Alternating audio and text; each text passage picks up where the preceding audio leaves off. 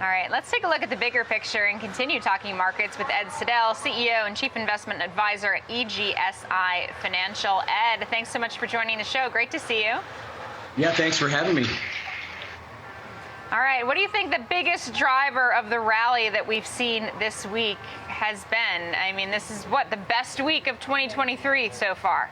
By far. And I think it started with Powell in his speech on Wednesday, kind of alluding to that they were going to hold fast and not raise rates. And then it kind of went forward to the jobs numbers that came out today. You know, that bad news is good news, at least for the markets. And then we saw bond yields fall, a little over 0.5% today so far. And, the markets really like that because they're anticipating, a soft landing. So I'm not sure if that's accurate or not, but at least that's how the markets are reading it. Is cheering a softening labor market, is it actually a good thing? I mean, we know it's what the Fed wants to slow inflation. We know this market kind of likes bad news is good news, but should we be cheering a softening labor market?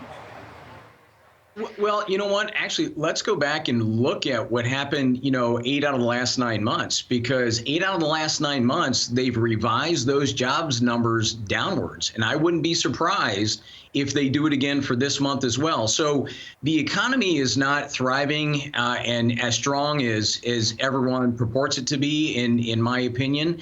And really, the reason is that the growth of the economy, if you look at over the last 12 months, we've hit 1.3 trillion plus in credit card debt, with a 50% increase in credit card debt just over the last 12 months, while savings at the same time is coming down.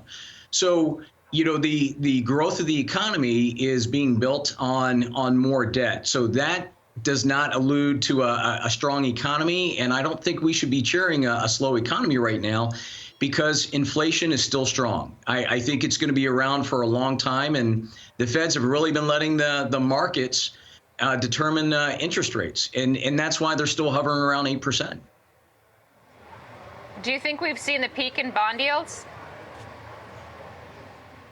Honestly, I don't. Maybe for this year, but I think it's going to be short-lived going into next year. I mean, we're facing a debt crisis.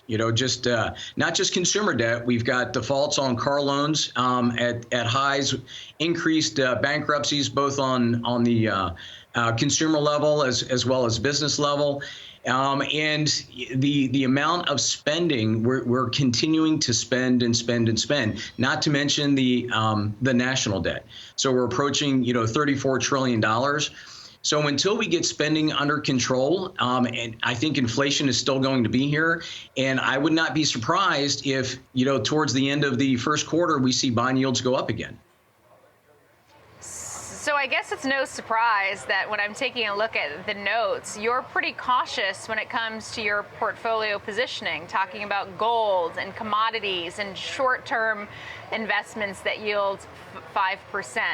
What do you need to see to be more bullish or less cautious or defensive, if you will? Just be patient. We've got an awful lot of earnings coming out next week, depending on what the Feds do in their meeting in December.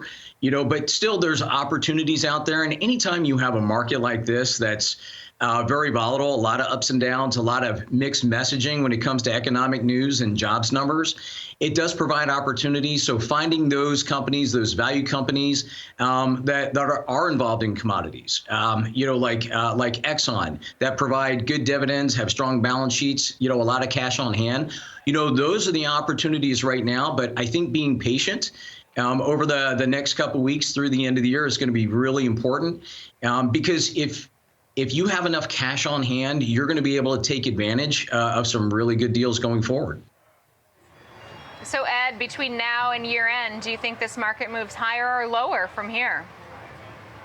Again, I think it's going to depend on next week. We've got an awful lot of earnings coming out next week, depending again on the Feds and what they actually anticipate, because during Powell's speech on Wednesday, he basically said, throw away the script. We're really not looking at the dot plot.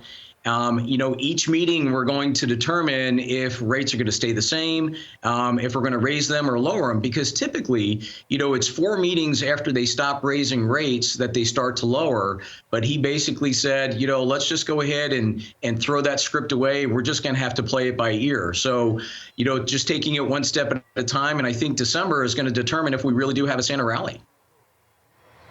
All right, we'll have to wait and see. Not too far away. Ed Siddell, EGSI Financial, thank you so much. Absolutely. Thank you.